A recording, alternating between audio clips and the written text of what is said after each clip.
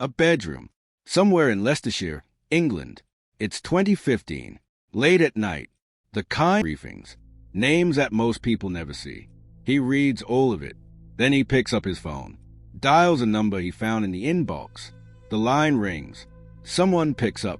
The corners of global security. He had just been owned by a 15-year-old kid in a hoodie who hadn't even taken his GCSEs yet.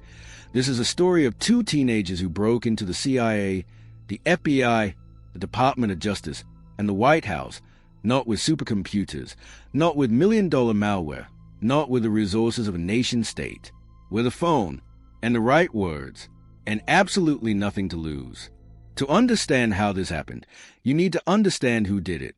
Leicestershire, England. A quiet county, green fields, market towns, the kind of place where nothing much happens and everybody knows it. Not exact computer security in the world means absolutely nothing if the human beings managing it can be convinced to hand over the keys. This is the art of social engineering. And Cracker had figured it out on his own, in his bedroom, from watching how systems worked and identifying the one weak point that no firewall can protect against. The person sitting at the other end of the phone. His method was almost laughably simple.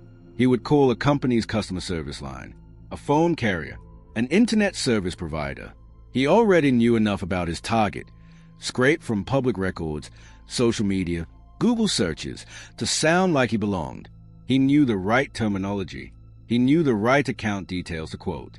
He sounded like exactly the kind of person a customer service representative was supposed to help. And so they helped him.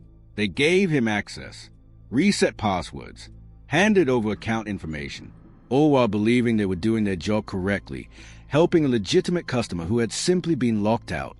The target this time was a CIA director's personal AOL email account. Yes, AOL. The man running America's most sophisticated intelligence apparatus was storing sensitive government information in an AOL inbox. The same email service your grandparents used to forward chain letters in 2003. Cracker found the account, got the carrier on the phone, played the role, got access. He was inside John Brennan's personal email, within hours of deciding he wanted to be there. Meanwhile, across the Atlantic, a young American was carving out his own reputation in the underground corners of the internet. He went by default. He was from Virginia, which, as it happens, is the same state that houses CIA headquarters in Langley. Default had been active online for years. He had a habit of picking causes that most people wouldn't go near and pursuing them with a kind of reckless energy that only teenagers possess. He had previously been involved in campaigns against some genuinely disturbing practices, using hacking skills to expose things that were wrong and force the world to look at them. He was not a criminal in the way most people imagine criminals. He was an idealist with a laptop and a very loose interpretation of what was and wasn't his business. When Default heard about what Cracker was doing, breaking into the accounts of the most powerful intelligence officials in America, not for profit, not for a nation-state, but out of pure rage at what he saw as government overreach and hypocrisy, he wanted in. The two teenagers found each other in the overlapping corners of the internet where people like them gathered. They talked. They aligned. They decided to form a group. They called it Crackas With Attitude. CWA. The name was a joke. The work was not. Getting into Brennan's AOL was just the beginning. What Cracker found inside that inbox was extraordinary. Government documents that should never have been anywhere near a personal email account. A list of contact that reads like the guest list at the world's most classified dinner party. He pulled it all. And then he went further. He found the personal details of James Clapper, the Director of National Intelligence, the man who... Let that sink in. CWA kept going. They broke into the email account of the FBI's Deputy Director.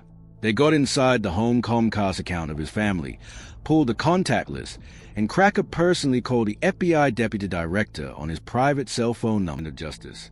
They got into internal government portals. They pulled a database containing the personal information of over 20,000 FBI agents, names, phone numbers, email addresses, positions, all of it. They published it online. They pulled the details of 9,000 Department of Homeland Security officers, published that too, and pointed them at the problem. The challenge was tracking someone who was routing their activity through layers of obfuscation, bounced signals, masked identities, shared tools. It was deliberately hard to follow.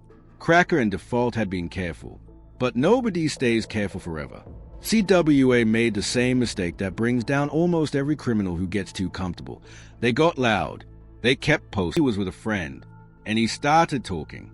He told his friend about the CIA hack, about what they had done, about who he was in these online circles. He bragged. He laughed about it. His friend told someone else. That someone else told the FBI the raids came fast and coordinated. In Virginia, FBI agents hit Default's address. They found his computer equipment. They found his hard drive, and buried on that hard drive a cache of Bitcoin worth, at current valuations, over $40 million. Everything was seized. In Leicestershire, British authorities hit Cracker's home. He was 16, a teenager going by Dope and a Scottish kid going by Cubed. The group that had spent months making the American intelligence community look like a joke was dismantled in 72 hours. The sentences handed down reflected how seriously the governments involved took what had happened. Cracker, the 15-year-old from Leicestershire who had called the CIA director and said, "We already own you," was sentenced to 2 years in a UK youth detention centre. A British judge called him the leader of CWA and described his attacks as causing real fear to victims who believed a hostile foreign power may have been behind it. They thought it was Russia. It was a teenager with a bag of crisps. Default received 5 years in federal prison. The full weight of the American justice system dropped on a young man from Virginia who had, by every measure, exposed some of the most embarrassing security failures in the history of U.S. intelligence. Here's the thing that stays with you after you walk away from this story. These teenagers did not build sophisticated malware. They did not have nation-state resources. They did not have PhDs or decades of experience or millions of dollars in equipment. They had phones. And they understood something that every intelligence agency, every corporation, and every government on earth still struggles to protect against. People trust other people. If you sound like you belong, if you know enough to seem legitimate, if your voice is confident and your story is plausible, someone will give you access to almost anything.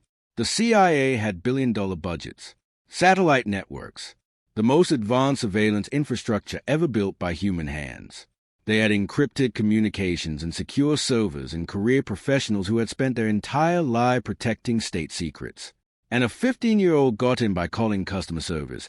There is no firewall for human nature. There never has been. And until there is, they were never supposed to see.